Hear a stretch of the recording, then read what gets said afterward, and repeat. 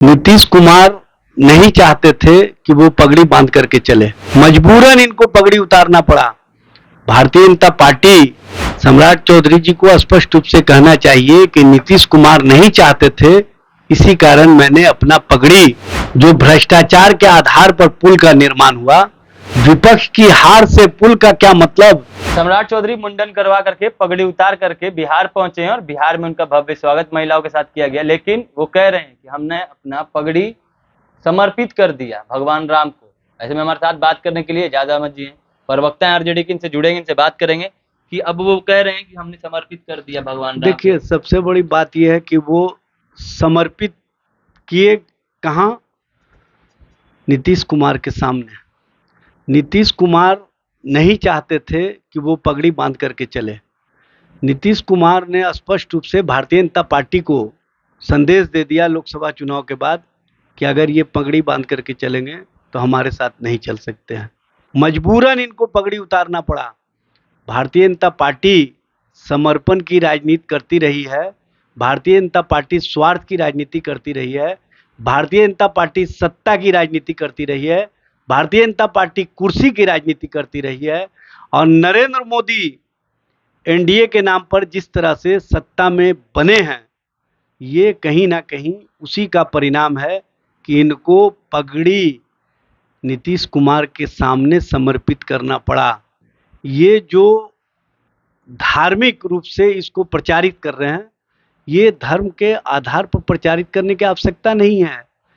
सम्राट चौधरी जी को स्पष्ट रूप से कहना चाहिए कि नीतीश कुमार नहीं चाहते थे, इसी कारण मैंने अपना पगड़ी नीतीश जी के सोच के अनुसार जा करके समर्पित कर दिया। बड़े बड़े महारथी कह रहे हैं कि सिर के साथ साथ जो सिर मुंडन करवाया उसमें दाढ़ी भी, बाल सारा हटवाना चाहिए। देखिए, ये तो धार्मिक मामलों में धार्मिक व्यक्ति ही बताएंगे, लेकिन एक चीज समझ लेना चाहिए, धर्म को अगर कोई आडंबर के रूप में प्रस्तुत करे तो ये अच्छी बात नहीं है। धार्मिक परंपरा का पालन सभी को करना चाहिए, और जो जिस धर्म से आते हैं उस धर्म का अगर अनुपालन नहीं करते हैं तो कहीं ना कहीं अपने धर्म के प्रति जो जवाबदेही दिखानी चाहिए वो दिखा नहीं पाते हैं, जो कहीं ना कहीं धर्म का अपमान है। आपके नेता बार बार सवाल उठा रहे हैं कि 12 पुल 15 दिन के अंदर गिर गया, उस पर सम्राट चौधरी कह रहे हैं कि विपक्ष के वाले लोग हैं, हारे हुए लोग हैं।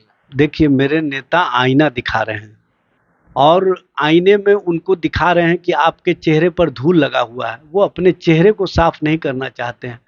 जो भ्रष्टाचार के आधार पर पुल का निर्माण हुआ, उस भ्रष्टाचार से निर्मित पुल भरभरा करके गिर रहा है, तो इसमें विपक्ष की कहाँ भूमिका है?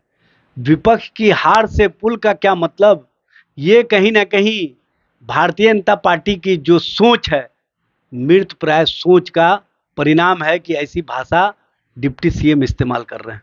वो कह रहे हैं कि जो मेंटेनेंस वाले लोग थे उन पर कार्रवाई होगी, उस पर क्या कहेंगे आप? भाई, कार्रवाई करने के लिए वो स्वतंत्र हैं, लेकिन कार्रवाई नहीं करेंगे, क्योंकि उनको पता है कि उनके साथ वाले लोग ही इस मामले में संलिप्त रहे हैं।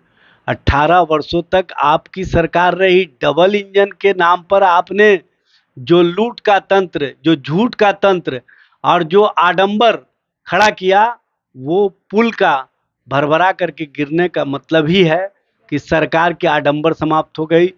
भ्रष्टाचार पर आधारित जो पुल का निर्माण हुआ, वो पुल ध्वस्त होकर के सरकार का पोल खोल दिया, और स्पष्ट प्रमाण के साथ ये सामने आ गया कि जो भ्रष्टाचार को सदाचार और शिष्टाचार का रूप देने वाले लोग हैं, अपने लोगों को बचाने के लिए जो भूमिका निभाते रहे हैं, उसी भूमिका का परिणाम है कि ये पुल का गिरना।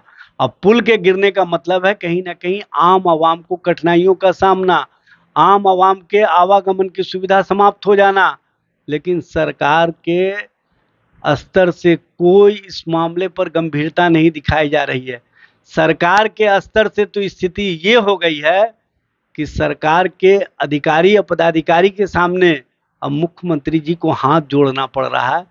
ये कौन सी परिस्थिति खड़ा कर दिया है भारतीय जनता पार्टी ने, ये सोचनीय विषय है। चलिए, हमारे साथ आरजेडी प्रवक्ता एजाज अहमद थे, जिन्होंने साफ तौर पे ये कहा है कि जो मेंटेनेंस में जो भ्रष्टाचार हुआ है उसमें सम्राट चौधरी के लोग, भाजपा के लोग ही शामिल हैं, इसलिए उसमें कार्रवाई नहीं होगी। और भी तमाम खबर हम तक पहुंचाते रहेंगे। ऐसी तमाम खबरों के लिए जुड़े रहें बात के साथ। तब तक के लिए धन्यवाद।